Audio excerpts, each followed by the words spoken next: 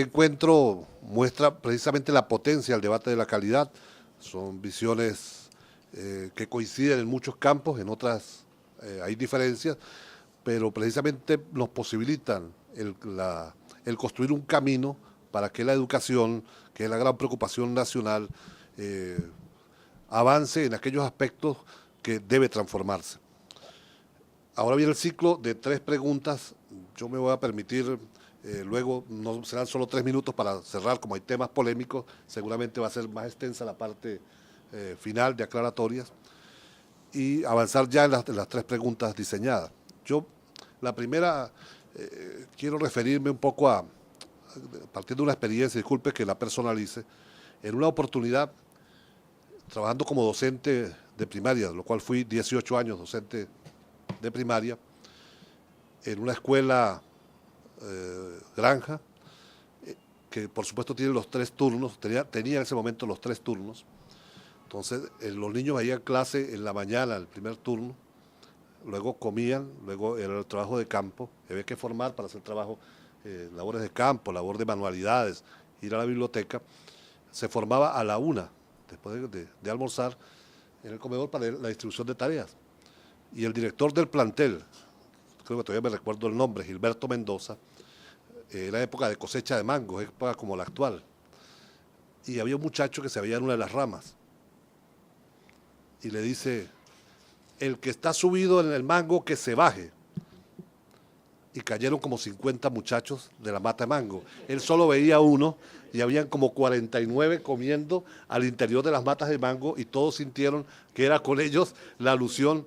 Bueno, esa tarde la pasamos sobando pies, porque hubo pies tronchados, manos tronchadas, por supuesto porque todos al unísono se lanzaron. Bueno, de eso se trata también, de que en este debate educativo emerja no solo aquello que es más evidente, sino que podamos ver mucho más adentro, en las ramas, ¿entiende? Para que precisamente la educación pueda dar el salto que se requiere. Y ahí voy a partir también de lo empírico. Si la evidencia de la docencia, que no la igualo ni pretendo igualarla a los años que tienen los ponentes en esta mesa, pero tengo... No. Pero le enseña a uno de que hay como cuatro grandes momentos traumáticos en la educación. El primero, el del control de esfínter. En la escuela, cuando desde el kinder, hasta ahora más con la educación maternal, el preescolar, es traumático para cualquier niño, para cualquier niña, el tema del control de los esfínteres. El segundo gran trauma tiene que ver con la lectura, cómo se enseña a leer y escribir.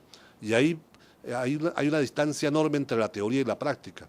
En la Cuarta y en la Quinta República, en ambos momentos, planteamos nosotros teorías muy buenas, metodología, hay que globalizar en la forma de aprender a leer, no hay que ir por el método silábico, pero cuando se encuentra ahí un desfase, porque tenemos 40 alumnos, a los cuales un solo docente tiene que enseñar a leer, y si a nosotros nos cuesta, lo que también además hemos sido padres, y yo he sido reincidente 7 veces, entonces sabemos lo difícil que es enseñar a uno, y al docente le ponemos la tarea de que enseñe a 40, es un momento profundamente traumático, y ahí todas las teorías se engavetan, y por eso es que el silabario, quizás el libro más publicado, sigue siendo el mismo libro de la década de los 70, de los 80, de los 90, de los años 2000, porque la P con la A, la M con la A, el método que el que más se ha popularizado y que implica también en ese momento un enorme trauma para los muchachos.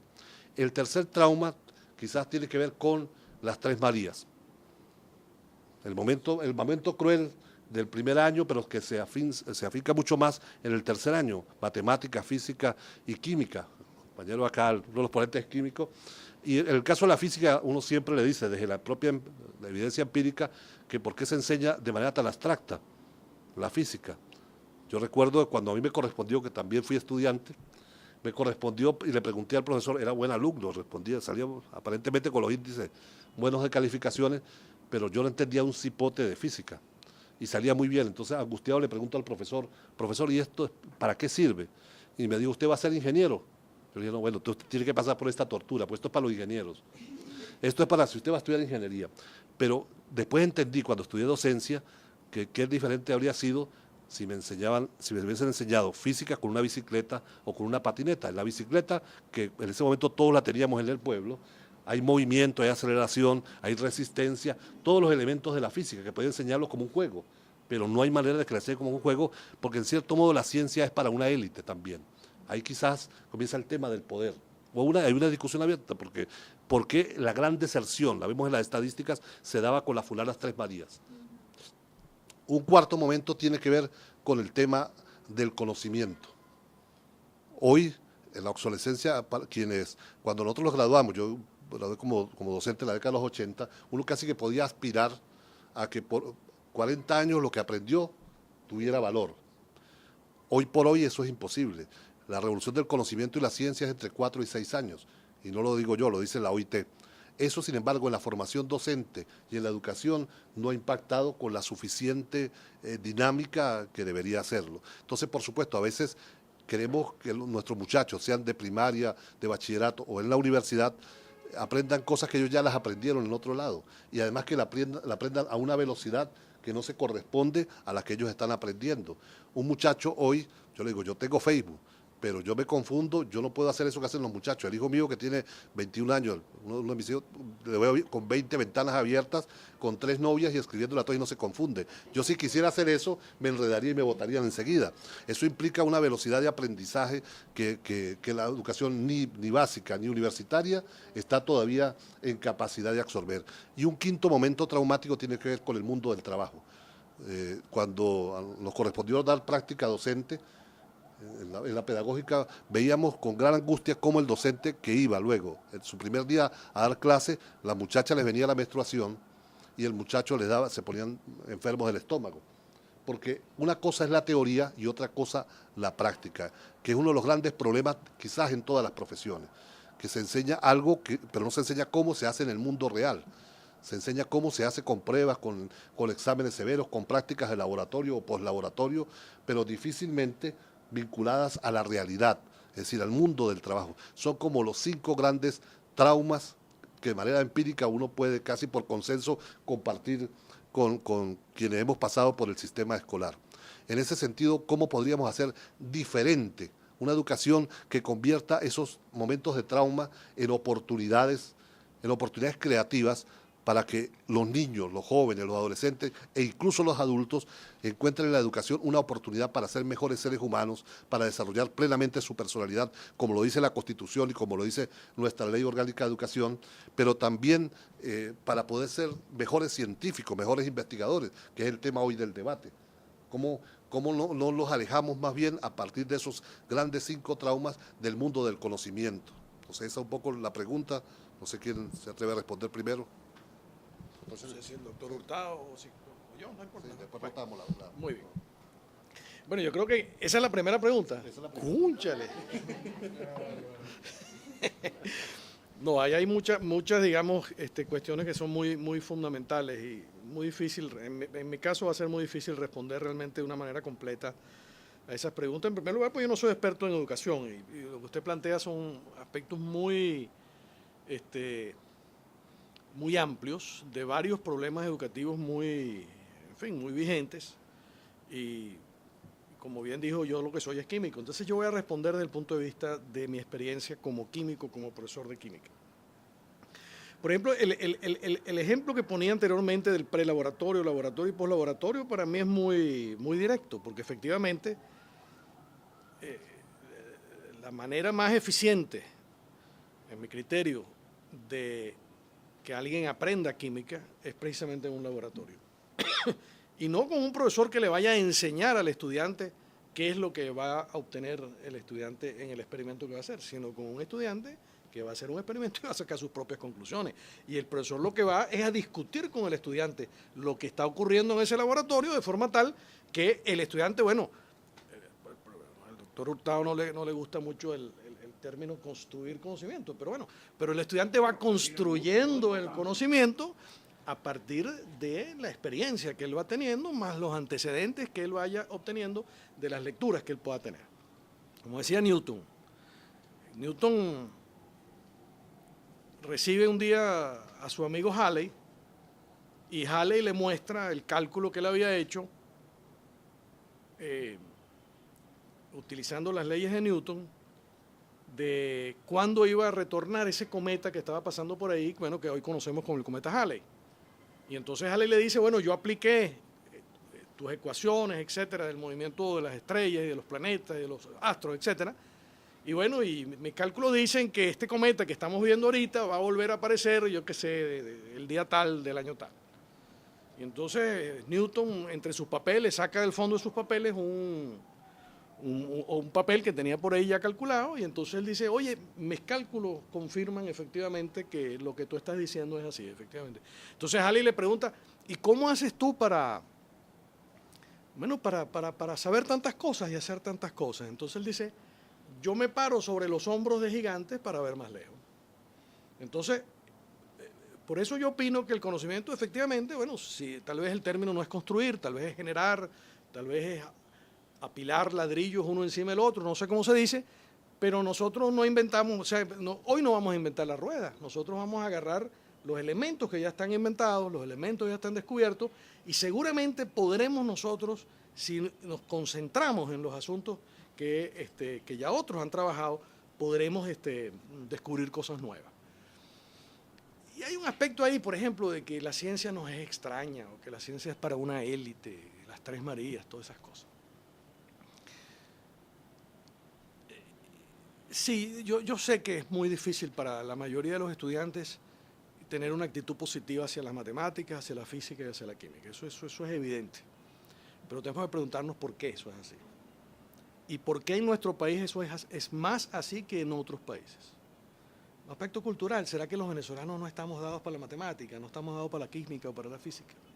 ¿Será que los venezolanos no somos buenos en eso, pero los ingleses sí? ¿O los alemanes sí? Yo honestamente no creo que sea un aspecto genético, ni tampoco creo que sea un aspecto cultural.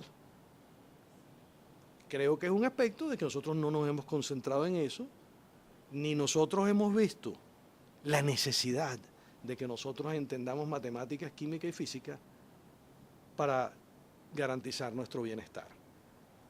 Nosotros pensamos que con la explotación de recursos naturales es suficiente. Nosotros pensamos que con nuestras bellezas naturales es suficiente. Y sí, es mucho más, requiere mucho, quemarse mucho las pestañas, no aprender las leyes de la física, eso lo aprende cualquiera. Un caletre cualquiera lo aprende, ese no es el problema. Pero entender lo que está detrás y el sentido de las cosas, eso requiere mucho trabajo. Pero no solamente trabajo del estudiante, porque el estudiante, en mi opinión, ahí no es donde está el problema. El problema está en el profesor, está en el maestro. Está en que nosotros no hemos capacitado apropiadamente a nuestros profesores en esas materias. Y si el estudiante tiene dificultades con la matemática, por ejemplo, ¿cuántos de nuestros alumnos saben sumar números fraccionarios? Es que uno se sorprende, estudiantes de ingeniería, estudiantes de ciencias en la universidad, que cometen unos errores en los exámenes cuando uno corrige los exámenes, de que uno se da cuenta, es que este muchacho no sabe sumar números fraccionarios. ¿Por qué nuestros muchachos no saben sumar números fraccionarios? ¿Será que no le dimos importancia a eso cuando les enseñamos en la escuela primaria o secundaria? Y así sucesivamente. Entonces nosotros a veces vemos la ciencia, bueno, como un caletre, en lugar de que veamos la ciencia como una manera de entender la naturaleza. Por ejemplo, hay países que destacan, o como la gente dice que son muy buenos en sus sistemas educativos, o algunas mediciones así lo indican, y uno se pregunta qué hacen en esos países que no hacemos nosotros. Bueno, nosotros pensamos que todos los alumnos son iguales, y nosotros metemos a un bojote de alumnos en un salón, y todos tienen que aprender igualito. Si hay alguno que se destaque, se fregó. Ese muchacho va a salir delincuente. Perdón que lo diga de esta manera. Pero el muchacho que sea más inteligente que sus compañeros en el salón, se va a fastidiar en el salón. Porque nosotros no tenemos una educación ni que esté particularizada a los muchachos que se van quedando atrás, pero mucho menos particularizada para los muchachos que pican adelante. El muchacho que pica adelante, bueno, no, ese muchacho queda fuera del lote, fuera del grupo, se fastidia. Ese muchacho mejor es que se meta delincuente, porque como estudiante no va a llegar muy lejos. Eso es un error. Cada muchacho es un muchacho distinto.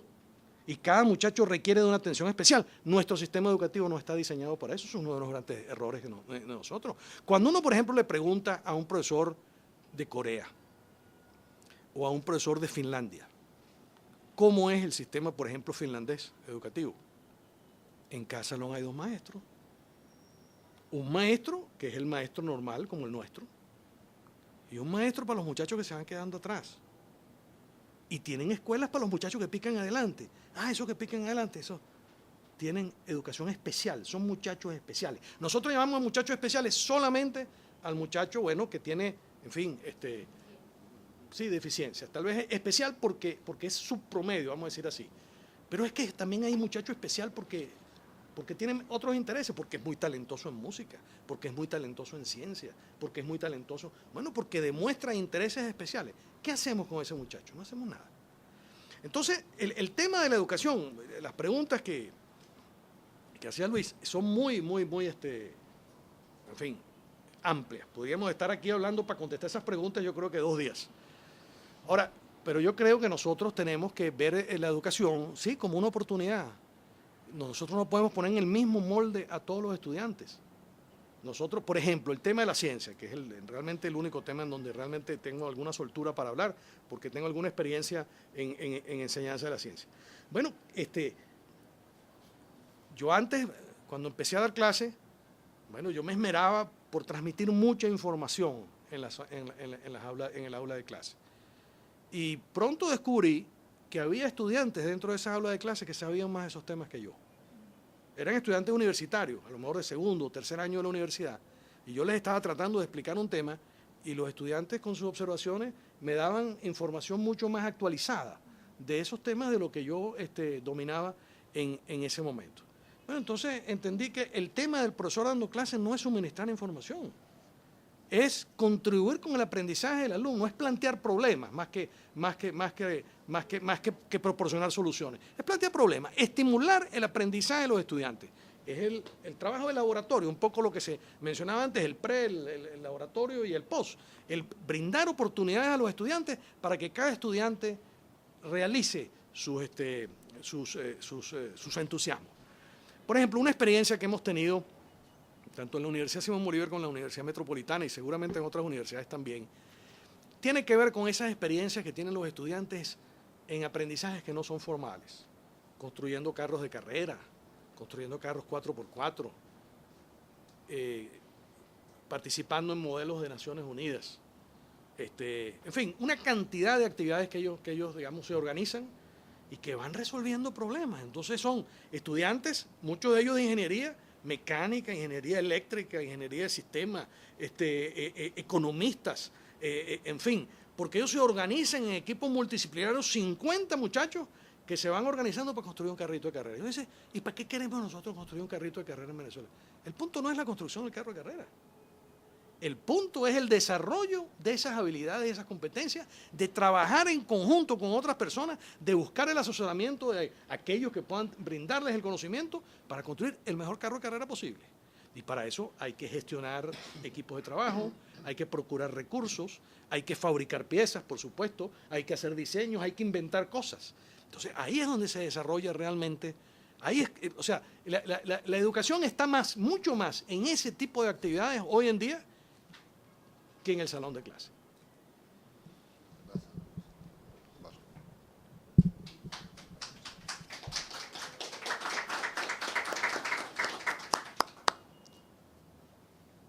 Bueno, brevemente,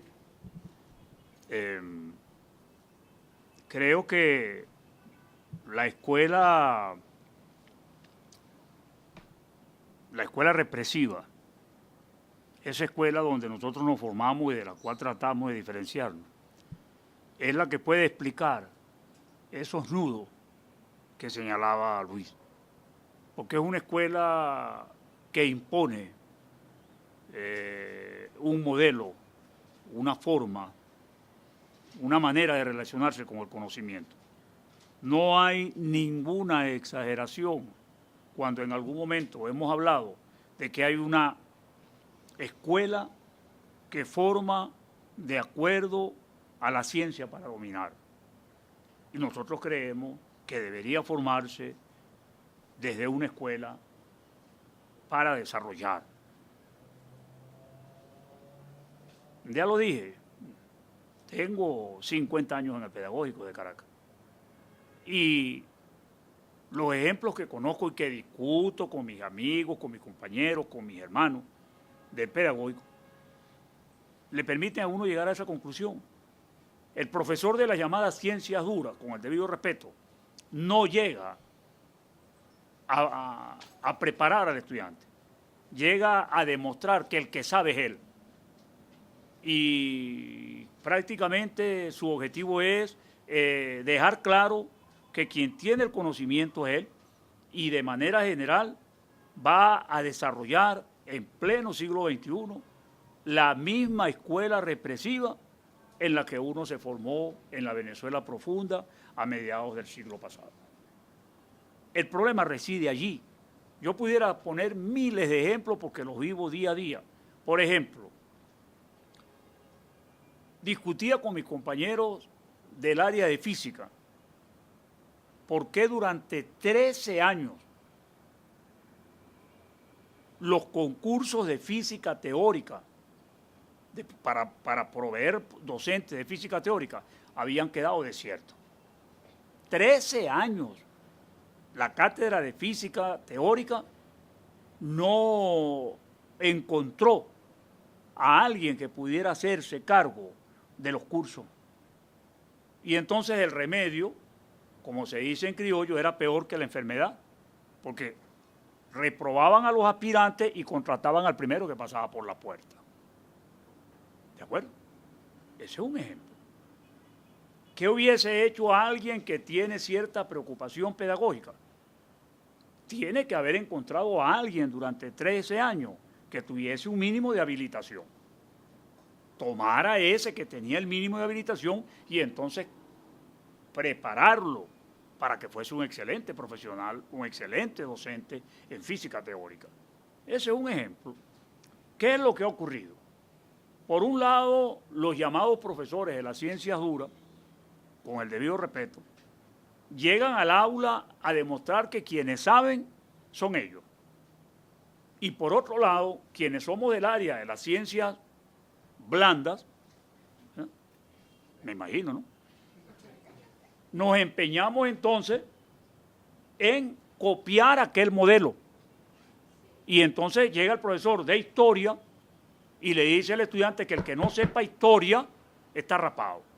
Y empieza entonces a intentar transmitir con historia a partir de conceptos, invirtiendo el sentido lógico del conocimiento. Ningún descubrimiento empieza por el concepto. ¿Sí? Nosotros tenemos absurdos de historia cuantitativa. Así de sencillo. Quienes intentan explicar el proceso histórico a partir de fórmulas. Geografía cuantitativa es una escuela geográfica que empezó en la Universidad de Lund, en Suecia, y tiene una enorme proyección en América. ¿Sí? Así de sencillo. Entonces, es decir, el problema es de dobles vertientes.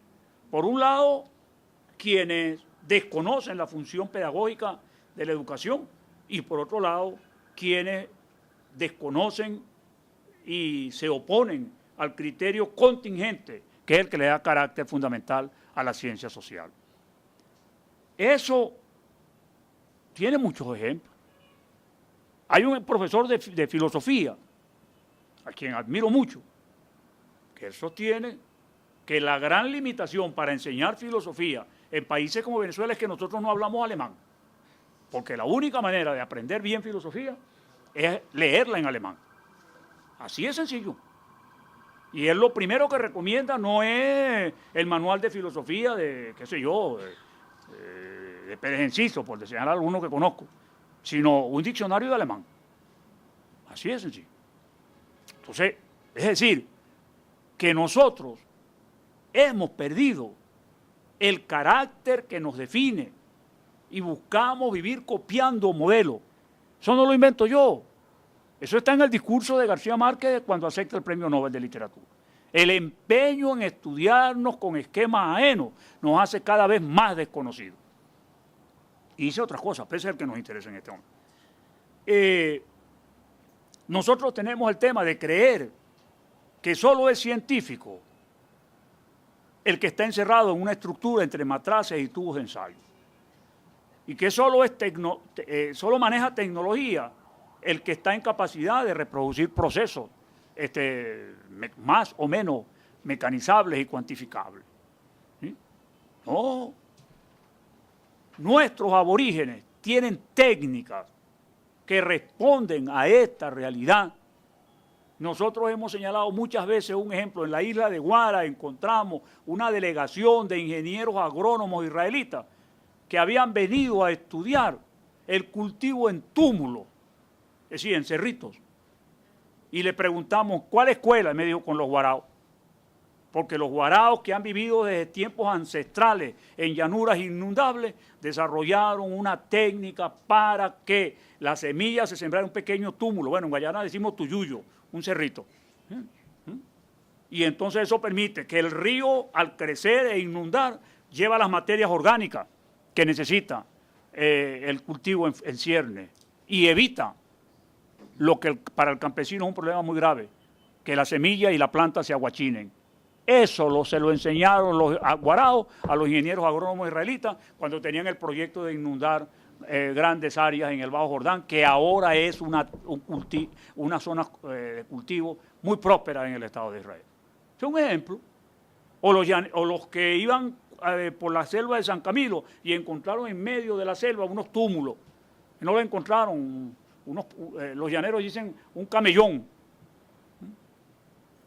Cuando el río se desbordó, entendieron que ese era un sistema de control de inundaciones que tenían los arahuacos. Los arahuacos, perdidos en la selva de San Camilo y Ticoporo, etc. Entonces, ¿por qué nosotros no nos valorizamos? ¿Por qué nosotros no creemos en nuestra escuela? ¿Por qué nosotros no creemos en nosotros mismos? Eso es parte de lo que nosotros no entendemos. ¿Cuál sería la solución?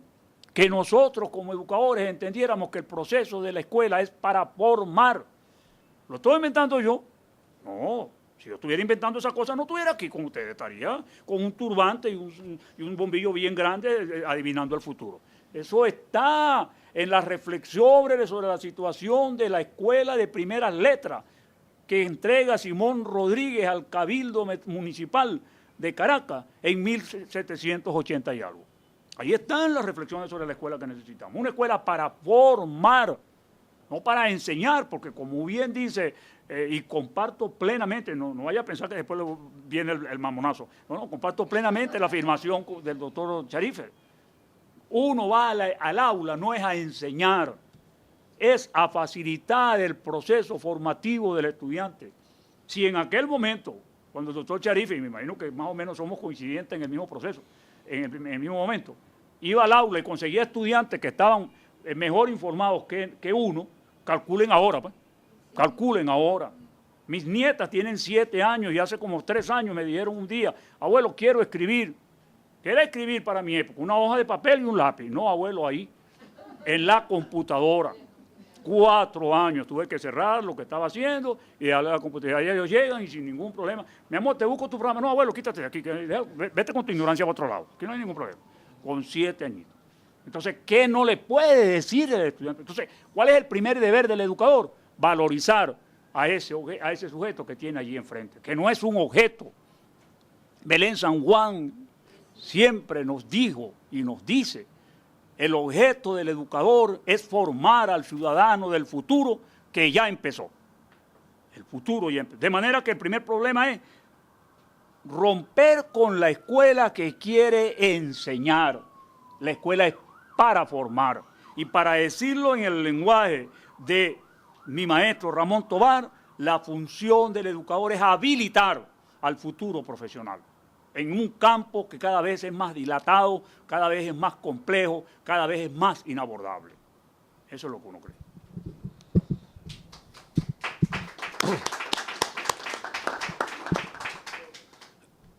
Los que hemos hecho educación toda la vida. Yo soy docente de los 16 años. Desde la primera semana, para no exagerar, hemos evaluado. Y hemos evaluado desde una concepción, en el caso personal, escrita dentro de una perspectiva liberal o libertaria, fundamentalmente. Es decir, no para perseguir a nadie, no punitivamente, pero hemos evaluado. Y eso nos ha permitido determinar el niño que va aprendiendo a un ritmo, el que va aprendiendo a otro ritmo, el que tiene deficiencia. Y bueno, si uno ha hecho eso toda la vida, ¿por qué temerle a la evaluación? Yo soy de los que cree, a diferencia de muchos compañeros, que sí es necesario medir, evaluar la calidad de los aprendizajes en la escuela. Ahora, ¿qué es lo que hay que evaluar? Ahí es donde tengo diferencias, por ejemplo, con lo que planteaba el doctor Charique sobre el tema de PISA, fundamentalmente. PISA evalúa matemáticas, ciencias y lengua, 3 aristas fundamentales, pero olvida otras que también son sustantivas para la construcción de ciudadanía y de personalidad. La historia, por ejemplo, que es fundamental para cualquier proyecto, la educación en artes. Y eso ha llevado a que sistemas educativos latinoamericanos, mundiales, se planteen algún tipo de aberraciones que ya comienzan a ser síntomas, destellos de intentos por convertir la educación, por banalizar la educación en alguna medida. España ha disminuido con la reforma de la LONCE significativamente el tema de la educación artística en primaria, llevándola prácticamente a cero. Los que somos docentes hemos trabajado con niños, sabemos la importancia incluso del arte para la construcción matemática, lo que significa el aprendizaje artístico en el aprendizaje, por ejemplo, de las matemáticas o de la ciencia. Pero también Chile llegó recientemente, hace 2 años, a generar incluso manifestaciones porque pretendía eliminar la geografía porque no daba nada para PISA. Y fueron los estudiantes en la calle los que no permitieron que en el bachillerato se eliminara geografía en un país, el país que más tiene movimientos sísmicos en América, un país volcánico que requiere que su ciudadanía, sus estudiantes sepan el tema geográfico. Ajá, pero la alcaldía, incluso de Macri en Buenos Aires, recientemente también planteó que historia no era necesario, que la historia sobraba, que la historia la aprendieran en la casa. Es decir, entonces la evaluación vista de esa manera es profundamente peligrosa desde mi punto de vista para la nación. Yo sí creo que hay que construir un sistema de medición de la calidad educativa en Venezuela, un sistema adaptado, no preocupado por la moda internacional, sino adaptado a las necesidades que tiene nuestro sistema educativo para lograr que nuestros muchachos sepan leer mejor, para apoyar a aquellos que tienen problemas, apoyar a aquellas escuelas o aquellos docentes que tienen problemas para enseñar a leer y a escribir, o aquellos docentes que tienen problemas para enseñar ciencia, como ya lo dijimos, o en el caso de la matemática, pero no olvidando para nada la historia. Nosotros no podemos pensar en construcción de ciudadanía, que ambos ponentes dijeron que es el principal objetivo de la educación es construir ciudadanía, si no hay historia, si no hay sentido de pasado, no se puede comprender el presente y mucho menos tener un proyecto de futuro. Y la ciudadanía es proyecto de futuro. Entonces hay mi gran diferencia con las pruebas PISA, fundamentalmente con las pruebas PISA que no evalúan ese tipo de rasgos. Entonces, desde el punto de vista de un sistema de medición, ¿qué piensan ustedes? ¿Es factible un sistema de medición en Venezuela? ¿Cuáles serían las características de ese sistema de medición de la calidad? ¿Sería a partir de nuestra propia necesidad o simplemente no lo consideran pertinente a partir de un discurso que dice que cada realidad es muy específica, cada realidad es concreta y no podemos medir nada? Bueno, quiero que sepan que la totalidad de los ejemplos que coloco tienen que ver con mi experiencia de aula y con la realidad que conozco más, aunque he tenido el honor de estar en distintas instituciones educativas como alumno y como docente. Mi casa es el Pedagógico de Caracas. En el Pedagógico de Caracas hay una cátedra de evaluación. Y no sé ya por qué generación de evaluación van. Evaluación de la 7ª generación, de la N generación, más generaciones que los Buen Día en 100 años de soledad. Entonces, la experiencia que tengo, porque vivo conversando con ellos, con mis amigos, son mis hermanos de muchos años, es que creo que casi siempre confundimos evaluación con medición. Esa es mi experiencia. Como estudiante puedo señalar que viví el proceso de renovación de la universidad, específicamente de lo que en aquel entonces llamábamos como estudiante UCB. Y siempre he dicho, inclusive en una oportunidad se nos pidió una reflexión sobre eso y la entregamos por escrito y creo que salió publicada en una edición del suplemento, del viejo suplemento cultural de Última Noticia, que siempre nos llamó la atención 2 o 3 cosas del proceso de renovación en la universidad. Uno, que lo que algunos han llamado el asambleísmo. 2, que había como, en la Escuela de Historia, por lo menos donde nosotros estábamos, una especie de complejo en cuanto a reconocer a la historia como ciencia social. Inclusive una propuesta que fue seriamente debatida en cuanto a que nosotros teníamos que estar adscritos a una academia, a una facultad de ciencias sociales. Sí, específicamente la de economía. Y por multiplicar las estadísticas y bueno, eso que decíamos hace rato, la historia cuantitativa. Y el otro es que se produjeron tremendos cambios. Por ejemplo, un profesor de muchísimo respeto, él dijo, a mí nadie me va a imponer planes de estudio porque yo soy el dueño de esta cátedra. Bueno, los estudiantes agarraron su escritorio y se lo pusieron en el pasillo. Coja su cátedra, siéntese ahí. Así de sencillo. ¿De acuerdo? Pues es un proceso que fue realmente bastante convulso. Entonces, pero ¿qué es lo que nos llama la atención?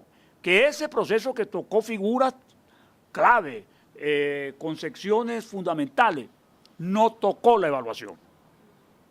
Y entonces, la escuela de historia, mi escuela, ¿sí?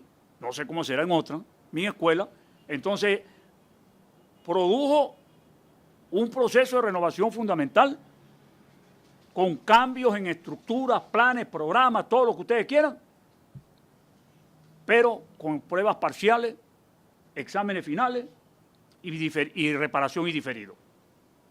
Bueno, la de reparación y diferido son más conocidas por mí, por razones evidentes. ¿Está bien?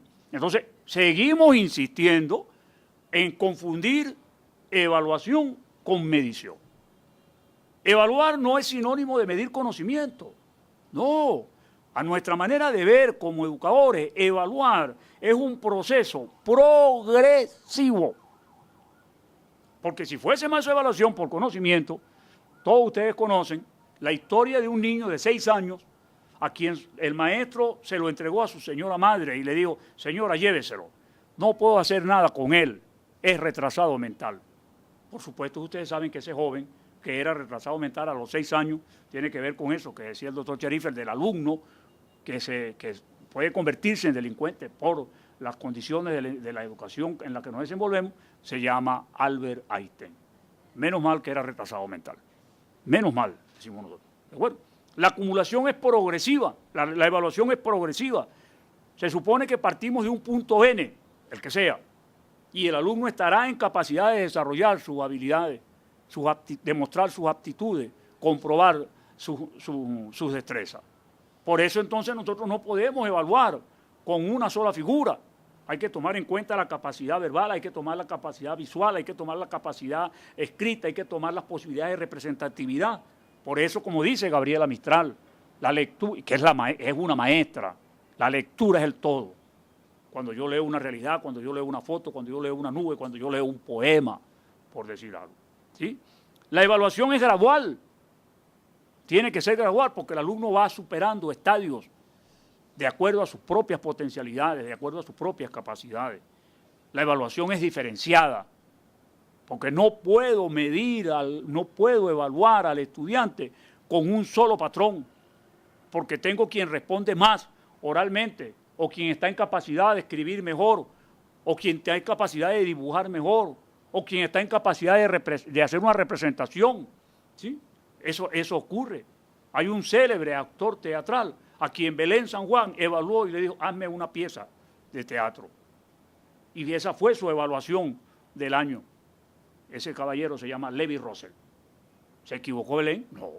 Levi Russell no intervenía en clase, Levi Russell era díscolo, Levi Russell no había profesor que lo soportara, y Belén San Juan lo llamó y le dijo, mira tú, chico, que eres teatrero. No, ni sabíamos que era teatrero. Hazme una obra de teatro. Y le escribió, y ella luego lo acomodó una obra de teatro que se llama Los Muñoz Marín van al mercado.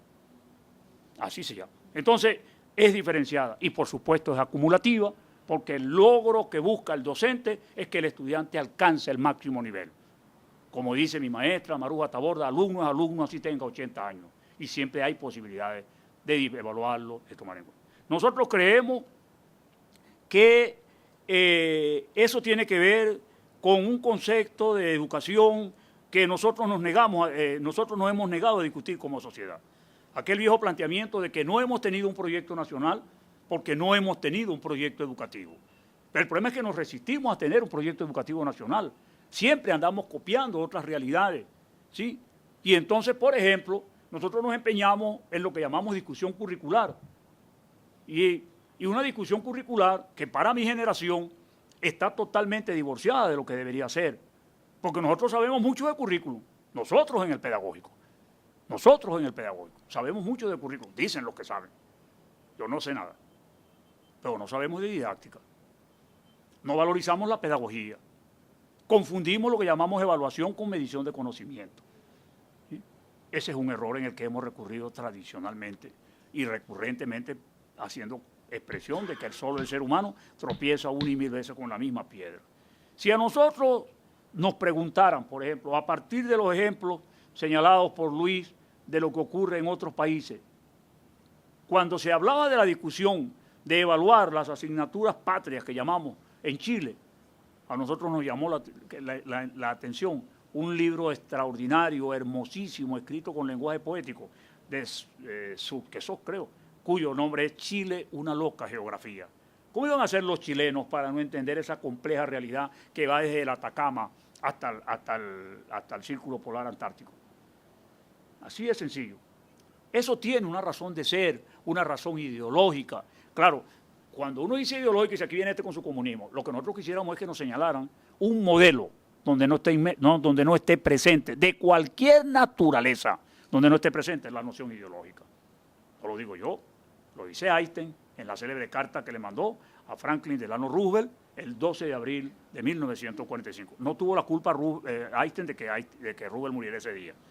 No se sabe si le llegó la carta y la leyó, pero no murió del efecto de la carta. Entonces, la ciencia no está divorciada de un concepto ideológico, en ninguna de sus posibilidades. No es verdad que se puede enseñar química, física, matemática, igual en cualquier pueblo de África, de Asia, que en Venezuela, en los Estados Unidos, o en uno de los llamados países desarrollados de África. No es verdad. Y eso lo saben quienes insisten en esa posibilidad. El maestro Salvador de la Plaza nos lo dice. El primer propósito de todo imperio es destruir la cultura histórica. Así de sencillo. Véanlo con lo que ha ocurrido. Si en definitiva nos pidieran, ¿cómo entiendes la evaluación? Nosotros diríamos, la evaluación es la manera de enfrentar creativamente la búsqueda de cambios de conducta. Eso es. Gracias. Bueno, el tema de la evaluación. Yo, como dije anteriormente, ya se dijo, yo soy químico. Así que para enfrentar el tema de la evaluación, me pregunto, por ejemplo, ¿es esta agua buena para beber o no es buena para beber? Entonces, ante esa pregunta hay que hacer una evaluación acerca de la calidad del agua. Entonces, uno primero que todo tiene que definir cuál es esa calidad, cuáles son las composiciones admisibles del agua que nosotros podemos ingerir y cuáles no son composiciones admisibles. Sabemos que el agua es H2O, pero eso también tiene cloruro de sodio y tiene otras cosas. Habrá algunas cosas que nosotros podemos admitir en ciertas concentraciones y habrá otras cosas que podemos admitir en otras concentraciones. Entonces la evaluación pasa por definir la calidad, dependiendo de qué es lo que nosotros querramos de un determinado elemento. Y nosotros podemos hacer pruebas de muchos tipos. Podemos, digamos, hacer pruebas organolépticas, qué sé yo, de cata de agua, digamos, si ese es un elemento de la calidad. Podemos hacer encuestas de opinión, ¿qué opinas tú del agua de esta marca o del agua de la otra procedencia o lo que sea? O podemos estandarizar una medida, vamos a llamarle un análisis químico. Bueno, eso, cuánto cloruro tiene, cuánto sodio tiene, cuánto potasio tiene, cuánto plomo tiene, cuánto arsénico tiene, qué sé yo, cosas que son más malas que otras y cosas que son menos malas que otras y cosas que hasta son deseables que el agua tenga. Porque si el agua fuera puro H2O tampoco sería buena, porque nosotros estaríamos, bueno, perdiendo minerales, en fin, tiene que tener una cierta proporción de minerales. A lo que quiero ir es que la evaluación tiene mucho que ver con el objeto mismo de lo que nosotros estamos buscando y en eso coincidimos con respecto, digamos, al componente ideológico. Pero yo dejaría el componente ideológico es la pertinencia, la teleología, qué es lo que nosotros queremos. Otra cosa de ese componente es, digamos, bueno, yo no me quiero meter en esos aspectos, digamos, de transculturización, que por supuesto existe. Y, por ejemplo, se pusieron algunos ejemplos de culturas ancestrales. Y una cosa es conocimiento ancestral, perfectamente válido y no solamente válido, sino valioso. Porque es conocimiento, digamos, que agrega valor a la vida. No solamente válido desde el punto de vista cultural, sino que efectivamente hay muchísimos ejemplos de conocimientos que nosotros, gracias a ese conocimiento ancestral, bueno, pues nosotros sabemos que determinada planta o determinado, en fin, plantas, por ejemplo, que tienen ciertos componentes que son buenos para determinadas enfermedades. Entonces no es solamente válido desde el punto de vista cultural, sino que eso hasta sirve para diseñar medicamentos, etc. Pero eso no es conocimiento científico, eso es otra cosa, es conocimiento ancestral. Para que el conocimiento sea conocimiento científico tiene que cumplir otras características. No es que sea el conocimiento científico mejor que el conocimiento ancestral. También hay conocimiento religioso, pero no tiene nada que ver con la ciencia. La fe no tiene nada que ver absolutamente con la ciencia. Eso no significa que la fe no sirva o que sea menos válida que la ciencia. No, puede ser mucho más válida en otros ámbitos de competencia, cada cosa. Lo mismo, digamos, con el conocimiento ancestral. De tal manera que yo no contrapongo el conocimiento ancestral al conocimiento científico. Para mí no hay contradicción entre el conocimiento, como no lo hay tampoco con la fe y el conocimiento. En alguna época se pensó, bueno, a Galileo Galilei, por decir que la Tierra daba vueltas alrededor del Sol, bueno, pues tuvo problemas con la jerarquía eclesiástica. Bueno, pero la jerarquía eclesiástica 500 años más tarde o 400 años más tarde se echó para atrás. Creo que no sé si era excomunión que le habían, bueno, en fin, la sanción que le habían aplicado a Galileo en su tiempo ha sido retractada por parte de la Iglesia. La Iglesia ha entendido de que una cosa es el conocimiento. Su observatorio lo reivindica, exactamente. Entonces, yo creo que tenemos que admitir que hay muchos tipos de conocimiento.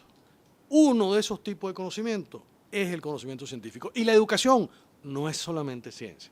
Sería un error pensar que lo único que nosotros tenemos que reivindicar en la educación es la ciencia. No, bueno, en fin, la historia, yo no sé si es ciencia o no. Dejo, digamos, al doctor Hurtado que lo define mejor que yo. Eso, exactamente, algunos la definen como ciencia social, otros la definen como dentro de otra cosa distinta que son las humanidades. O sea, algunos definen las ciencias naturales por un lado, las ciencias sociales por otro, las humanidades, las artes, etcétera, y ponen a la ciencia y a la filosofía más como humanidades que como ciencia. Pero en fin, ese es otro tipo de discusión. El tema es que la formación, la educación va mucho más allá de la ciencia. Pero hay algunos aspectos de la educación que creo que son de las que estamos hablando, que, por ejemplo, nosotros en la Universidad Metropolitana tenemos un tránsito bastante desarrollado, bastante avanzado, hacia cambiar nuestros currículum de currículum de acumulación de conocimientos, de cumplimiento de contenidos, básicamente eso, acumulación de conocimientos, a desarrollo de competencias. En donde, digamos, para nosotros certificar a un ingeniero, en lugar de nosotros darle el título de ingeniero a una persona porque haya pasado una serie de exámenes donde nosotros podemos certificar que él sabe que si técnica de construcción y análisis de materiales y cálculo de estructuras y qué sé yo, para graduarse ingeniero civil, nosotros lo que certificamos, esa persona tiene competencias para esto y para esto más, y entre esas cosas para construir edificios. Entonces, por eso es que le damos el título de ingeniero civil. ¿Y por qué?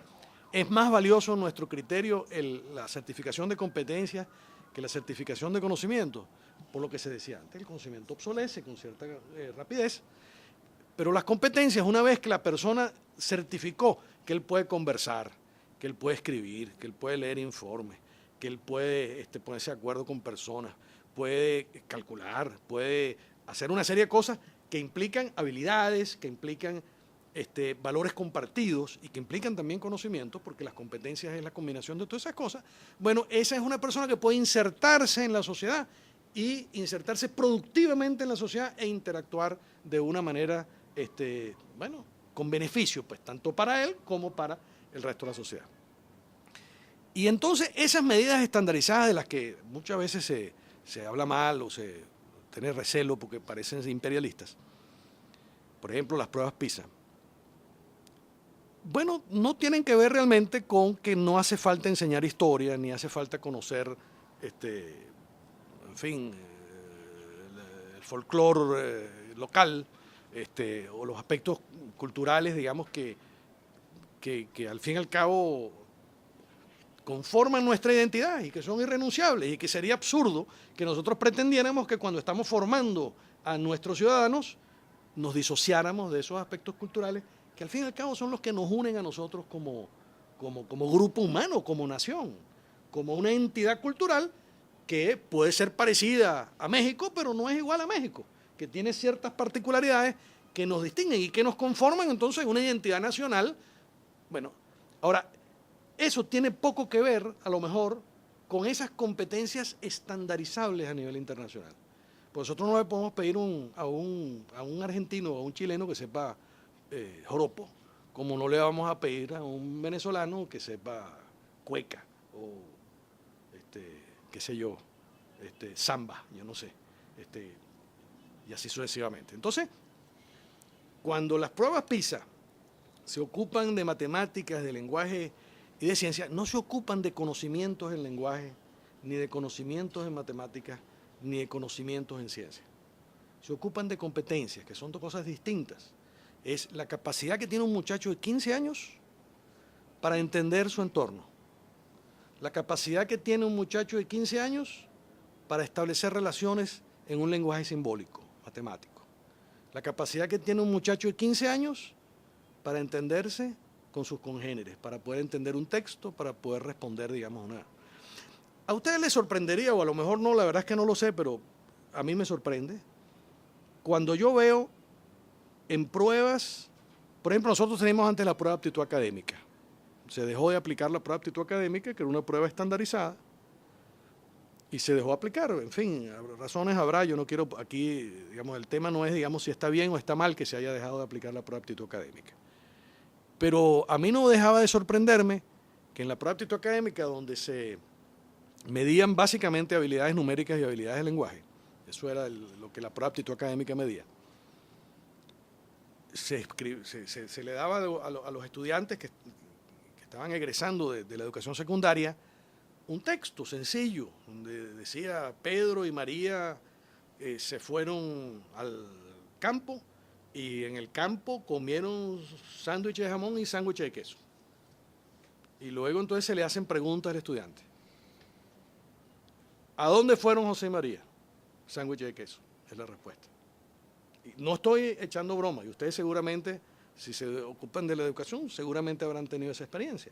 Estudiantes que están terminando el bachillerato, les cuesta trabajo entender un texto. No es que no sepan leer y escribir, no es que no conocen las letras, no es que no conocen las sílabas.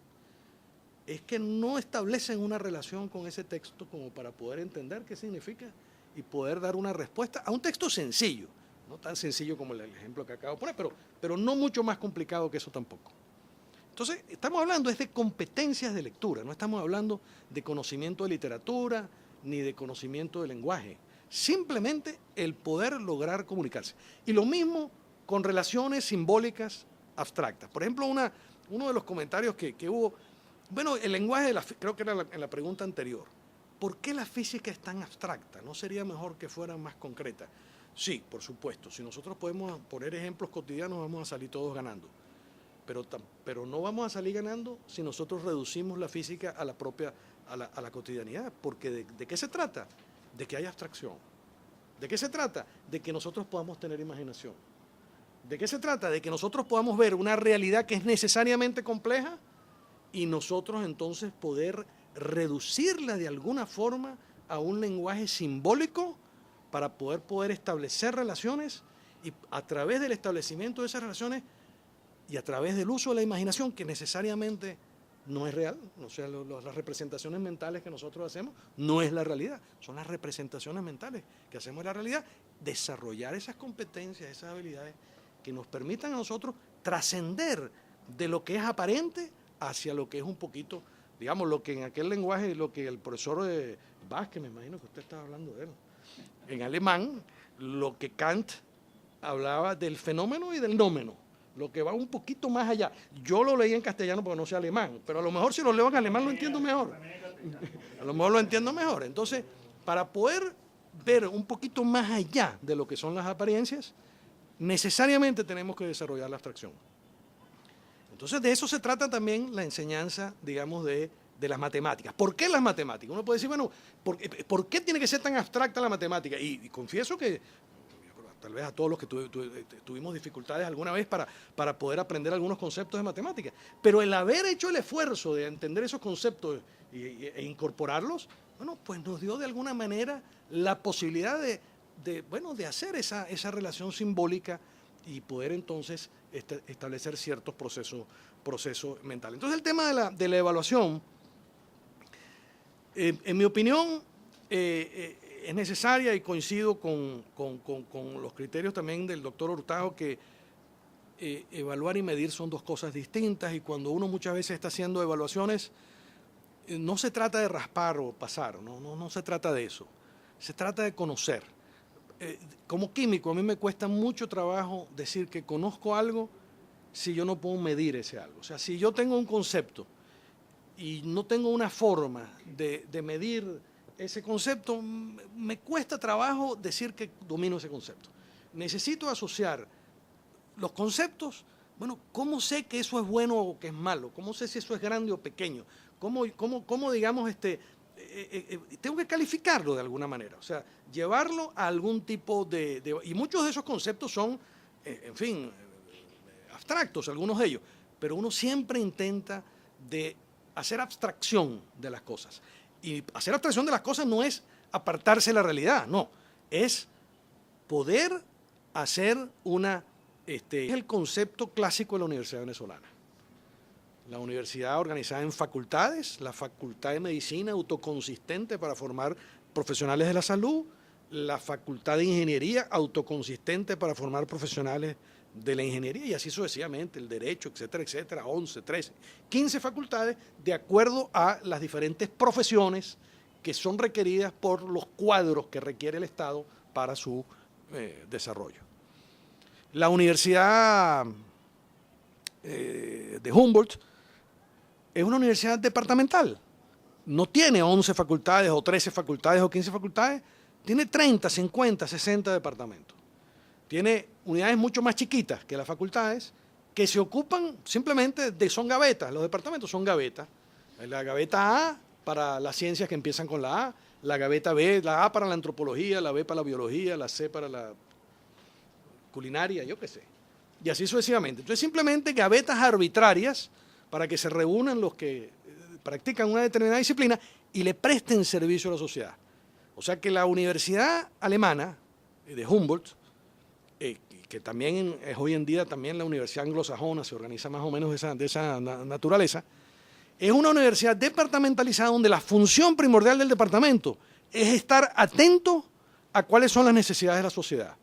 Y entonces buscar las personas que sean capaces de acometer de atender esas necesidades. ¿Cuál es la ventaja de este segundo modelo con respecto al primero? Que el segundo modelo es más fácilmente sostenible. Yo le doy mucho valor a la sostenibilidad de los sistemas. Nosotros, bueno, hemos tenido la fortuna por 100 años, en 1914 explotó el petróleo en Venezuela, la explosión de, ¿cómo se llamaba? Barroso, el pozo Barroso. Y bueno, tenemos ya casi un siglo, tenemos 99 años de explotación petrolera. Y entonces con esa gran fortuna nosotros, bueno, hemos podido construir universidades y no nos hemos ocupado mucho de la sostenibilidad de las universidades. ¿Cómo hacemos a las universidades sostenibles? Pero si ustedes se acuerdan de lo que fue la campaña electoral de Chile hace pocos meses, el tema de la campaña, prácticamente el único tema que uno leía en los periódicos aquí, no sé si había otro, pero el que uno leía aquí era la educación. Y no otra cosa la educación, sino cómo hacer sostenible la educación. ¿Quién paga la educación? ¿Cómo se financia la educación? ¿De dónde salen los recursos para que una cosa tan importante como la educación sea sostenible? Esa discusión en Venezuela no la hemos hecho nosotros. Y en el tema fundamental de las universidades, ¿cómo hacer sostenibles las universidades? Bueno, los alemanes, los ingleses, los norteamericanos, los anglosajones en general, han resuelto ese problema poniendo a las sociedades a brindar servicios a la universidad, a la sociedad. Entonces, uno piensa que son universidades de investigación, porque bueno, ese es el concepto que se llama. No, no son universidades de investigación, son universidades de servicio. Son universidades que dicen, yo estoy en una zona agrícola. Bueno, pues entonces yo tengo estaciones experimentales para atender los problemas de los agricultores de mi zona y para, a través de la resolución de problemas a los agricultores, yo voy a lograr sostener los departamentos que son importantes, porque el grueso de los estudiantes van a venir a esta universidad a estudiar agronomía, a estudiar veterinaria. Entonces yo voy a tener laboratorios en donde yo voy a proveer servicios para los agricultores de la zona. Si estoy en una zona industrial, bueno, etcétera, etcétera, etcétera. Entonces, hacen sostenible, contribuyen a la sostenibilidad de una forma importante. Por ejemplo, universidades como Harvard. Esa es una universidad privada. Pero ¿cómo se financia? Aquí en Venezuela, las universidades privadas, la única fuente de financiamiento que tienen es la matrícula que pagan los estudiantes. Pero en la Universidad de Harvard, la matrícula que pagan los estudiantes, que es muy cara, por cierto, es solamente el 25% del financiamiento de esa universidad. El otro 75% viene de otras fuentes. Entre esas otras fuentes son proyectos de investigación y otras cosas. Entonces, la sostenibilidad de las instituciones es un tema que tenemos nosotros que entender. Y eso va a modelar también, bueno, ¿cuál es la actividad académica que hagamos en las investigaciones? ¿Cómo vamos nosotros a hacer las investigaciones?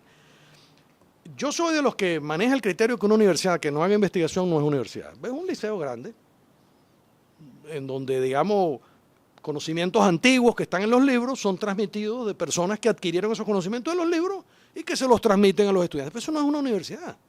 Una universidad es un sitio en donde tienen que bullir, tiene que estar en constante cambio el conocimiento y los conceptos. Y solamente va a poder estar en constante cambio el conocimiento y los conceptos a través de una interacción muy dinámica de la universidad con la sociedad. A través, y cuando digo interacción muy dinámica con la sociedad, no estoy dejando de lado tampoco la ciencia básica, porque muchas veces nosotros pensamos que la ciencia básica no la podemos nosotros, no nos podemos dar el lujo de nosotros cultivar la ciencia básica en un país como Venezuela. En fin, que no es, digamos, el centro de un imperio, ni tiene todos los recursos del mundo. Pero yo pienso que eso es un error. Es como que si nosotros renunciáramos al arte. Renunciar a la ciencia básica es igual a renunciar al arte. Nosotros como seres humanos tenemos el derecho de conocer. Y la ciencia básica es simplemente el ejercicio del derecho de conocer, igual como seres humanos tenemos el derecho de apreciar la belleza, de perseguir la belleza, de crear la belleza. Entonces, por eso yo pienso que esa interacción productiva con la sociedad no excluye ni las ciencias sociales abstractas, la filosofía, en fin, no sé qué, ni las ciencias básicas, la matemática, la astronomía, todas esas cosas que a lo mejor no tienen una representación inmediata, digamos, de utilidad inmediata. Pero cuando uno ve la historia de la humanidad, uno ve cuántos desarrollos que mejoran significativamente la vida de las personas provienen de elucubraciones abstractas de los científicos o de los artistas, hurgando, por ejemplo, digamos, en la universidad, de Edimburgo, a lo mejor están estudiando la última estrella, pero para poder estudiar esa última estrella del universo, están desarrollando un telescopio que pueda ver esa última estrella del universo. Y en el proceso de desarrollar ese telescopio, están desarrollando mejores maneras de ver las cosas, están desarrollando mejores técnicas de computación, están desarrollando mejores materiales para poder construir esos aparatos y están desarrollando personas, que es lo más importante. Hay personas que se están desarrollando en esos temas tan abstractos que van a producir muchos conocimientos y acumular muchos conocimientos y van entonces a saber algo que a veces nosotros no le damos suficiente importancia, que los gringos lo llaman know-how, saber hacer, saber cómo hacer las cosas. Y eso es lo más importante para el desarrollo humano, el saber hacer las cosas. Los conceptos abstractos son importantísimos, pero ¿cómo llevar a la práctica esos conceptos abstractos? Es a través de resolver problemas. Y muchas veces resolver esos problemas, bueno, cuando nosotros tenemos el estímulo de la curiosidad, vamos desarrollando una serie de técnicas que, empujados por ese estímulo de la curiosidad, nos permiten saber cómo hacer las cosas. Y entonces rápidamente nosotros podemos trasladar esos conocimientos de una ciencia a otra. Por ejemplo, Brasil. Es un país no muy distante de nosotros geográficamente ni culturalmente. Les gusta bailar, les gusta la guachafita como nosotros, etcétera, etcétera. La cachaza toman ellos, nosotros tomamos ron, en fin. Tenemos aspectos culturales que son muy parecidos. Oye, Brasil ha logrado desarrollar una industria aeroespacial interesante. Cuando nosotros nos montamos en un avión, en cualquier parte del mundo, es muy probable que ese avión sea brasilero hoy en día. Oye, antes uno veía la industria aeroespacial como una industria, bueno, solamente de los países del primer mundo. ¿Por qué Brasil logró desarrollar esa industria aeroespacial? Porque logró desarrollar universidades de calidad. Y desarrolló universidades de calidad sobre la base de investigación. Y lo hizo en muy corto tiempo. La primera universidad en Brasil es del siglo XX. La Universidad Central de Venezuela es del siglo XVIII. Y la primera universidad de Brasil fue en 1900 y pico. La Universidad de Río de Janeiro fue en 1900 y pico. Antes no había universidades en Brasil. Y en Brasil, en 2 generaciones, en menos de un siglo, bueno, las universidades brasileras nos llevan una morena, para decirlo, digamos, en términos criollos. Bueno, ¿por qué? Porque ellos entendieron que ellos tenían que basar las medidas de calidad de sus universidades en investigación. No podían simplemente conformarse con profesores que dieran buenas clases. No, tenían que exigir de sus profesores desempeño en creación de conocimiento. Entonces, ese es otro elemento importante. Servicio a la sociedad y pedirle a los profesores, exigirle a los profesores desempeño en generación de conocimiento. Por supuesto que también sean responsables con sus clases, y no estoy diciendo que no. O sea, no es que las clases sean menos importantes que todo lo demás. Posiblemente sean, digamos, la actividad docente, no las clases, porque la actividad docente es mucho más variada que simplemente la cátedra. No, la actividad docente es fundamental. Sin estudiantes no hay universidad. Pero nosotros no podemos confiarle la responsabilidad en una universidad tan importante de formar estudiantes universitarios a profesores que no están seriamente comprometidos con la generación de conocimientos y con la aplicación de los conocimientos a la sociedad.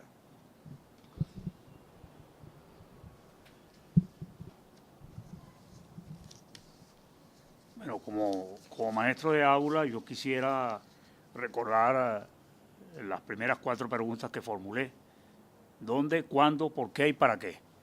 Esto es válido para la tercera aproximación que nos propone el moderador. Es decir, evidentemente vamos a investigar en y desde nuestra realidad, porque es el espacio que necesitamos conocer, es el espacio que no conocemos, son potencialidades que hemos ignorado y por supuesto, entonces eso tiene que ver cuando nosotros nos preguntamos qué entendemos por soberanía alimentaria. Un ejemplo, un elemento sencillito, ¿qué entendemos por soberanía alimentaria? Entonces vemos que estamos importando papa o importando maíz, por decir 2 ejemplos sencillitos.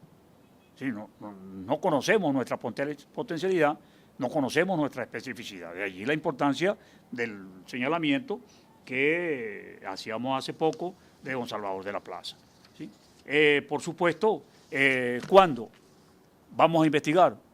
En este momento con sentido de proyección, porque la investigación se nutre de una serie de experiencias sistematizadas, ¿eh? Y nosotros tenemos entonces que proyectarlas, diría mi maestro, extrapolarlas en el tiempo y en el espacio. ¿Cómo? Entonces nosotros creemos que allí es donde de repente el Estado, como una entelequia no amorfa, sino como expresión concreta de la sociedad, ha fallado. Siempre se dijo cuando se diseñó el plan de becas Gran Mariscal de Ayacucho que había un error de enfoque. ¿Por qué? Porque nosotros enviábamos a jóvenes, generalmente muy jóvenes, recién salidos, por ejemplo, de nuestro subsistema de educación secundaria, al exterior a formarse, sin crear aquí las estructuras que iban a absorberlo. Allí hay experiencias suficientemente conocidas, empezando por los mismos Estados Unidos, que insistieron en formar en su propio espacio los técnicos, los científicos que ellos iban a empezar a desarrollar. Y por supuesto, eso ha servido para que a nosotros se nos publiciten supuestos milagros, que ustedes le pondrán el apellido que ustedes quieran, que simplemente han valorizado sus necesidades, sus potencialidades y han diseñado dentro de su territorialidad las estructuras investigativas. ¿Y para qué? Precisamente para lograr los niveles de lo que algunos llaman desarrollo, crecimiento, mayores niveles de interacción, etc. ¿Sí? Nosotros, por ejemplo, somos críticos del sistema de pruebas de actitud académica. ¿Por qué? Porque nosotros creemos que ese sistema de pruebas académicas, de actitud académica, medían para otra realidad y no para la nuestra. Es un elemento discutible, no tenemos ningún problema. Nosotros somos de una generación que se formó al calor del debate de las ideas. Por eso, si a mí me preguntan, yo digo que aquí no hay debate, que aquí no hay confrontación. Habrá otra cosa, quiero decir en Venezuela, no en este salón. Bueno, entonces, tengo derecho a equivocarme y ese es un derecho constitucional que yo reivindico, mi derecho a equivocar. Por ejemplo, el sábado pasado yo vi en la Universidad Central que estaban aplicando las pruebas internas. Eran ríos de jóvenes con la expectativa de ingresar a la Universidad Central. Nosotros sabemos que esos ríos de jóvenes, cuando llegaran a la desembocadura de la aceptación, de la admisión, en el mejor de los casos iba a ser una quebradita, un arroyito, porque de 300, de 1000 que presentaban, entonces iban a quedar 10, 20, eso lo sabemos. Ese es un elemento que nosotros cuestionamos, ¿sí? Porque no se concibe que una universidad pública como la Central todavía esté aplicando un sistema de admisión a través de pruebas que van a medir, uno, realidades que no conocemos. Segundo, que se sabe por la capacidad estimada del concepto tradicional de la educación que los admitidos van a ser muy pocos. Ese es un elemento que nosotros señalamos. El problema de la abstracción aplicada a la investigación, eso ha golpeado a cerebros como Einstein. Einstein le dice a su hijo Hans, que era ingeniero y profesor de Berkeley, en su lecho donde poco tiempo después abandonaría este plano, Hans, si yo hubiese sabido matemáticas como tú. Einstein asume que él no tuvo suficiente formación matemática y por eso él no pudo avanzar suficientemente en un campo numérico, en un campo matemático que se llama de la determinación numérica. Y eso él lo consideró una limitación para sus investigaciones en física. De manera que entonces nosotros tenemos de alguna manera que atender esas preocupaciones de fondo para pensar para qué vamos a investigar, para cuál realidad nosotros vamos a investigar. Ese es un problema que nosotros tenemos que preguntar. Pero eso no se queda en el campo de los números. Eso también va al campo del laboratorio social, de la realidad como el laboratorio social. La teoría clásica que hemos estudiado nos habla de la oposición entre la esencia, que no conocemos, que no avisoramos, y la apariencia, que generalmente es la que nos condiciona. Eso, lo saben ustedes, permitió al teórico de Trevery hablar de la falsa conciencia, donde nosotros no nos identificamos con lo que realmente nos interesa, con lo que realmente es fundamental, sino que generalmente nos vamos por los caminos verdes, por llamarlo de alguna manera, de lo que se nos vende como lo fundamental. Esos problemas clave tienen que condicionar la investigación necesaria. ¿Cuál es la investigación que nosotros necesitamos? Bueno, hay países muy cercanos a Venezuela en el proyecto político, como Ecuador, que están intentando reproducir estructuras como Son Valley. Actualmente en Ecuador, una ciudad muy nombrada, se está creando una estructura parecida a la famosa capital tecnológica de los Estados Unidos, de Son Valley. las estructuras de los laboratorios, las posibilidades de residencia, los estímulos para los investigadores, la naturaleza de los proyectos. Bueno, ese es un modelo válido. ¿Para quién se va a investigar ahí? Eso es lo que nosotros quisiéramos saber. Si a nosotros nos preguntan, yo creo, y esto no lo estoy inventando yo por si acaso, en 1990, esa institución que nosotros vivimos nombrando todo el tiempo, la MIT, yo digo el Tecnológico de Massachusetts, en 1990 publicó el resultado de una indagación que ellos habían impulsado acerca de la naturaleza de la investigación que tenían que impulsar. ¿Y cuál es la gran conclusión de esa investigación? Está en la prensa del momento, está en los libros especializados, que si la investigación que iba a desarrollar el tecnológico no se articulaba con su entorno inmediato, no tendría razón de futuro. Así de sencillo, que Massachusetts, nada menos que el MIT, tenía que articular sus investigaciones con las exigencias de su espacio inmediato. Por supuesto, hablando de Massachusetts, ese espacio inmediato es manejable a escala. El cercano, el relativamente cercano, el más lejano. Aquello que decíamos al comenzar, de dónde empieza una realidad territorial y dónde termina. Si a nosotros nos preguntan, ¿tenemos alguna idea al respecto? Nosotros reivindicamos la manera como el artículo 110 de la Constitución de la República Bolivariana de Venezuela define y proyecta la investigación necesaria como una responsabilidad del Estado y de la sociedad. ¿Hemos avanzado en eso? Particularmente nosotros vemos con mucha admiración el proyecto de las universidades politécnicas territoriales.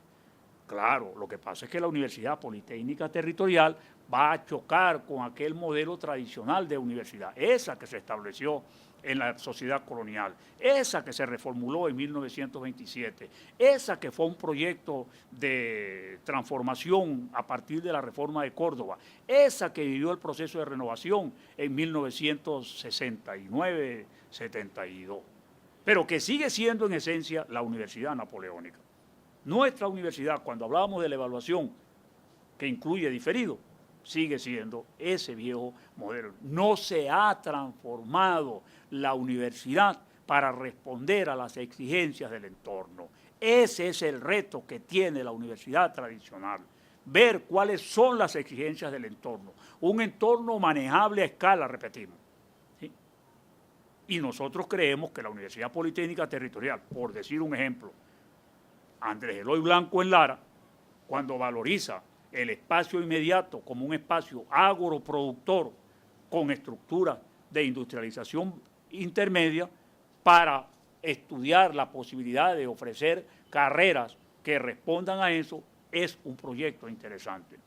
Cuando la Universidad Politécnica Territorial de Barinas, por ejemplo, tiene que enfrentar, nosotros no lo sabíamos hasta que no fuimos a hablar con ellos, ¿verdad?, que el estado Barinas es el primer estado por familias con traumas de transporte, por la incidencia de la motocicleta como transporte familiar. Y con el primer estado, la primera entidad, con la cantidad de amputados familiares. ¿Qué está desarrollando entonces el proyecto de la universidad en rehabilitación y traumatología? La recuperación de los impactados por esa realidad. Que eso sí son traumatizados. Porque cuando hablamos, nosotros decimos, no, está traumatizado. No, eso no es un trauma, ese no está traumatizado psicológicamente, ese es un trauma, ese es otra cosa.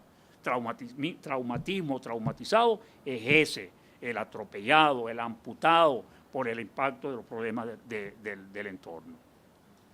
Bueno, es el efecto de la carretera, del llano y hacia los Andes y de los Andes hacia el centro, bueno, eso que se conoce. Cuando la Universidad Politécnica Territorial Argelia Laya, en Barlovento, entonces está ofreciendo pesca, procesamiento de productos de pesca, agroalimentación. Lo que pasa es que eso va a chocar con el esquema tradicional que yo tengo de que mis hijos, de que mis nietos tienen que ser médicos, ingenieros, abogados o militar. Y lo de cura lo hemos dejado un poquitico, pero si es cura no hay problema, ¿está bien? Pero ese es el concepto. Entonces es un problema, como dice mi maestro Ramón Tovar, que el subdesarrollo está aquí.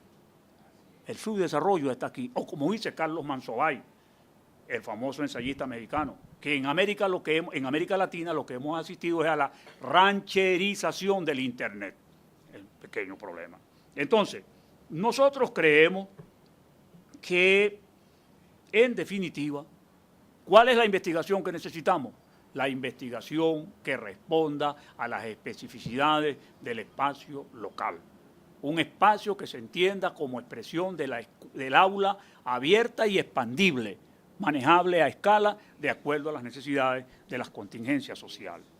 Voy a concluir señalando que el objetivo fundamental para nosotros de la calidad educativa, que es lo que nos sentó aquí, se maneja de acuerdo a los objetivos fundamentales de la sociedad.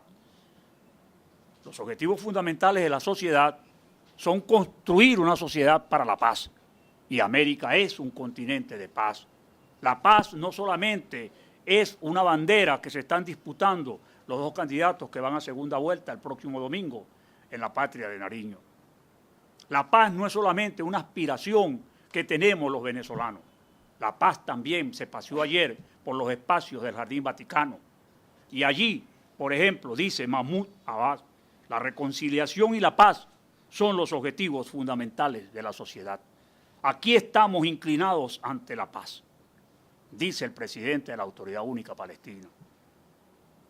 El señor Simón Pérez, personaje que cuenta con nuestra respetable admiración, dice, debemos poner fin a los gritos, la violencia y los conflictos.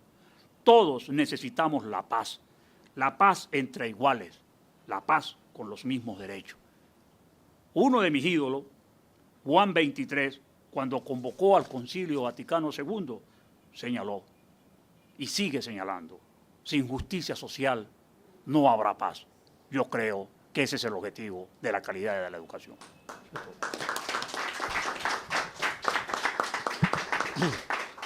Bueno, muchas gracias. Puedo creer que diga algo bueno y me encadeno. Ese es el riesgo de quienes aplauden. Muchas gracias a los ponentes. Les voy a dar luego un espacio para que cierren, pero yo quería reivindicar que en este foro, este debate, sin ocultar las diferencias, que obviamente las hay, también, y bienvenidas sean, también se construye la posibilidad de encuentro. O sea, yo creo que la agenda generó más encuentros que diferencias, sin renunciar a los principios y las posiciones políticas. Y en el tema de la calidad eso es fundamental. El tema de la educación es imposible abordarla si no construimos un consenso nacional. Si no nos ponemos de acuerdo todos y todas para decir cuáles son las prioridades de actuación, cuáles son aquellos aspectos en los cuales es urgente abordar para que lo que a nosotros en realidad nos preocupa, que es los niños, las niñas, los jóvenes y los adultos tengan un país y una vida mucho mejor, se pueda lograr. Y este escenario hoy demostró que sí es posible transitar el camino de construir una agenda comunes para ese proceso de transformación. Para cerrar ya dejo a los ponentes que culminen este evento. Bueno, yo creo que las últimas palabras del doctor Hurtado, cuando hacía referencia precisamente a este gesto histórico, evento histórico que ocurrió ahorita en el Vaticano, en donde evidentemente jefes de Estado que tienen grandes diferencias que han venido acumulando por medio siglo, son capaces de ejecutar un gesto tan simbólico como la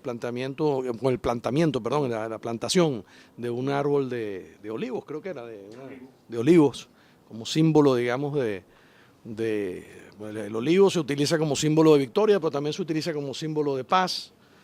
Y sobre todo, ahorita que estamos hablando de educación universitaria, la plantación de un árbol es muy simbólica porque hay que preparar la tierra, hay que escoger una semilla, hay que esperar a que esa semilla germine, luego va surgiendo la planta, luego esa planta en un momento florecerá y dará frutos. Y eso es básicamente lo que nosotros hacemos con la educación, al fin y al cabo. Es fructificar el esfuerzo o permitir que vaya fructificando el esfuerzo y que se vayan multiplicando los conocimientos y las competencias, las habilidades. De tal manera que, bueno, yo no quisiera agregar mucho más de lo que ya el doctor Hurtado mencionó, porque efectivamente los objetivos finales de la educación son lograr la paz, la concordia, el desarrollo humano y en el momento actual que vivimos la sustentabilidad, porque este es un tema bueno que nos afecta muchísimo. No podemos, digamos, garantizar nuestro futuro a menos que la generación que venga detrás de nosotros tenga una vida mejor que la vida que nosotros hemos podido tener. Y para eso tenemos que buscar esa sustentabilidad. ¿Cómo hacer que nuestros hijos logren vivir mejor, en condiciones mejores en las condiciones que vivimos nosotros? Eso significa que no podemos expoliar los recursos de nuestra nación ni del planeta, y que tenemos que trabajar asertivamente para que esas condiciones de vida sean cada vez mejores. Bueno, yo quiero concluir diciendo lo que dije al empezar. Para mí es un honor, yo diría que inmerecido, pero eso se lo debo a haber conocido a Luis cuando él era un estudiante de pregrado. Y entonces él vive metiéndome en estos líos. Realmente cuando Luis me dijo que el doctor Sharifer era un invitado a este ciclo de foros, lo felicité por el acierto de la invitación, como lo he felicitado por otros. Este es un espacio para la confrontación, este es un espacio para la discusión, es un espacio de altura, como ustedes se habrán dado cuenta, pues estamos en el penthouse, pero es fundamentalmente un espacio para la sana confrontación. Pero la felicitación que le di a Luis cuando me habló del invitado, se me arrugó el corazón cuando me dijo quién era el que iba a estar sentado llevándole la contraria. No es fácil discutir con alguien con la formación del doctor Sharifer. Lo considero realmente un honor inmerecido y voy a decirlo, ustedes me disculpan, yo no puedo hablar totalmente en serio a pesar de que mi semblante diga eso. Hubo un famoso candidato presidencial, porque no llegó a ser presidente de la República, que cuando lo invistieron como candidato, era un hombre de origen muy humilde, y entonces sus asesores consideraron darle un baño cultural. Y lo llevaron a París, y lo llevaron a Londres, y lo llevaron a Roma, y lo llevaron a Nueva York, y lo llevaron a México y a Buenos Aires. Un viaje relámpago, un baño cultural.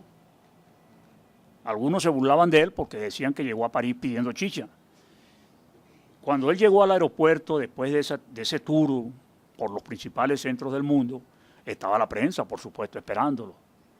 Y le dijeron, candidato, ¿cómo se siente usted después de haberse retratado en la Torre Eiffel, haber ido al Parque del Retiro, haber conocido La Boca, haber visto los jardines de Xochimilco, haber estado en Wall Street? Entonces él, con una gran humildad, dijo, si mi maíz me viera. Eso es lo que yo quisiera decir en este momento. Si en este foro mi maíz me viera. Gracias. Muchas gracias.